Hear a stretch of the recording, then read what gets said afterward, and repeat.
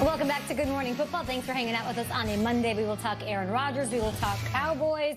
We will talk all the things you want to hear on this Monday morning. NFL fans, we're all part of one big family. Our family has raised over $100 million towards COVID-19 relief, but there's still more work to be done, and there's, of course, work in your community. Some awesome players like Tyrann Mathieu. He's not from Kansas City, but he is doing stuff to help out there in his community where he plays. And nobody's beyond helping. You can do it in your local community. You can shop locally. You can buy gift cards from your favorite mom and pop shops to use at a future date when it's safe for us to all go out and enjoy each other's company. It'll mean so much more than too. It's really important to support small businesses. So while you can shop online or do your thing, go visit Verizon.com/payitforwardlive for more info.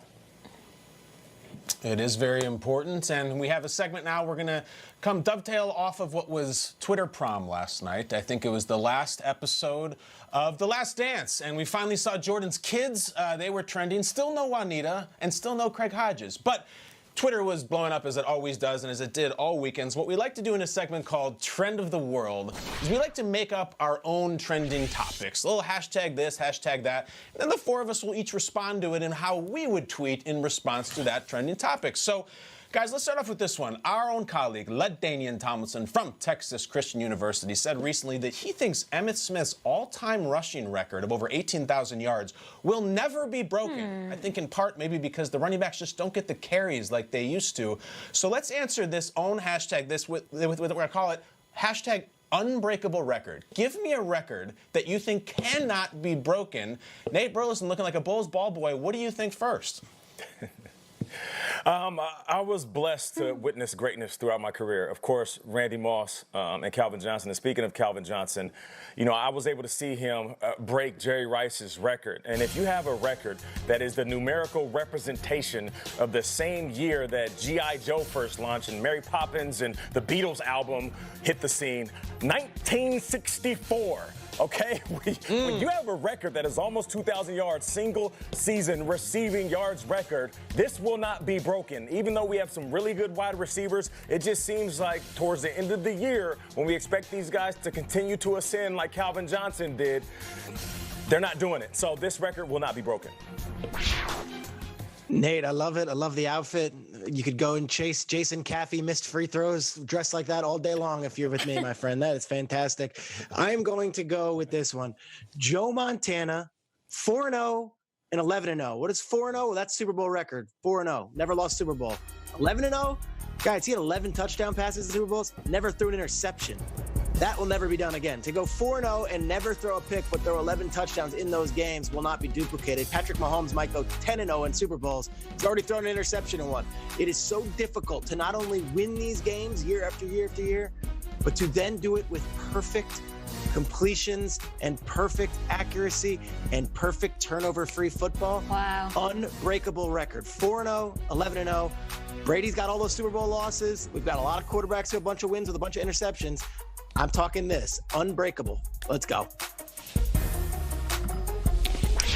It's so on brand, you guys, for LaDainian Tomlinson to talk about somebody else's record, when really his is the one that's never going to be beat. I am talking about 31 total touchdowns back in 2006. Are you kidding? The person that comes closest to this is Todd Gurley, and he was still 11 away. He just had 21. It's crazy numbers. 3 players have ever hit 20 over the past 10 seasons. Gurley, LaShawn, and David Johnson. That was such, Kyle, a ridiculous season. No one's come close. No one's going to come close. Hilarious season when he had 2 touchdowns. It feels like he got shut down. LT also has the record for most consecutive carries without a lost fumble. That's how you go first bow, everybody. Quickly, this is a really weird one. My unbreakable record, fewest yards in a win. Guys, I will tell you the tale of the 2002 expansion Houston Texans. They won a game in which they had 47 yards of offense. Not only did they win it, they won a road game. They won it against the Steelers, and they won 24-6. They smacked the Steelers. I said 47 yards of offense. David Carr couldn't do anything. There was no running game, and they went into Pittsburgh and absolutely blew the Steelers off the field somehow with some special teams and some defense. in this era of offense, in this era of fireworks, 47 yards of offense, David Carr still got the win. That one will never, ever be touched. And neither will this segment, because we're moving on right now. Our friend, our big muscly teddy bear in the league, Rob Gronkowski, is now all grown up. He turned 30 recently, guys. He's an adult now. The big 3-0. And when you hit 20, 30, 40, whatever it is, you always feel like you're turning a page. So what would be something that we say about Gronk or to Gronk, who is now 30 years old, but just 5 words? So we're doing it hashtag Gronk at 30 in 5 words. What do you got, Nate? I believe you guys can all identify with this. When you get older, you just get concerned with the little things. And I think he's just going to ask this more often, especially given the fact that he was in New England and now he's in a very sunny place. What is the weather today? This is the one question that I ask more than anything. As you get older, it's just you wake up in the morning, it could be 90 degrees outside. I'm like this, hey, what's the weather today? It's the most exciting answer that I get all day. Oh, really? 73 degrees? Really? Okay, I got to change my outfit. So, yeah, what's the weather today? I love it. I check the weather about 11 times every morning. You're right, Nate. Your 20s are for South Beach and the Gronk party and the Gronk Beach party and all that stuff. Your 30s are to step it up a notch and look it over at Brady. I got to see Gronk in Montana, Gronk in Big Sky Country. That's where you take it to the next level. That's where the elite of the league. I want to see Gronk at Davos. I want to see him at these Sun Valley conferences, hanging out with Rupert Murdoch. Enough of Gronk being the party guy with the DJs. I want to see Gronk with the billionaires up at Big Sky Country. Let's see this offseason. Go join Brady. 30 years old. You're an adult now. I like it. Up until you're 30, even when you're 29 and a half, almost 30, you still party the way you partied when you were in college. You can get right pulled back to drinking those same drinks, taking those same energy drink mixed shots, all of that. So I think now that he's 30, and we've all seen him do this, catching little bottles of this during the Duck Parade, wearing a SpongeBob hat. When you're 30, it is adios cinnamon whiskey and deer blood. No more of this stuff. Those are 2 nicknames for Thanksgiving brands. You know what I'm talking about. No rhymes with Schmager, sure. Kyle, and no more rhymes with Schmeierball. No more. Yeah, it rhymes with Schmager. It also rhymes with Schrager. I don't think that's a coincidence.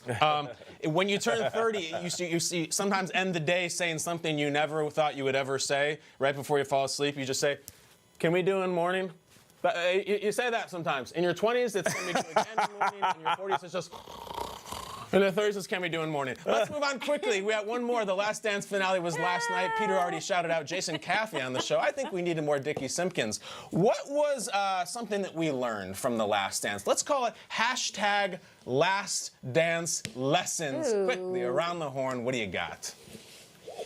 Hey, Kyle, you know I feel you on that one, man. We are living the same life. For me, I feel like if you have the results, there, sometimes you just got to pull a Rodman, and whatever that means to you, I mean, you can go to Vegas, you can go wrestle in WWE.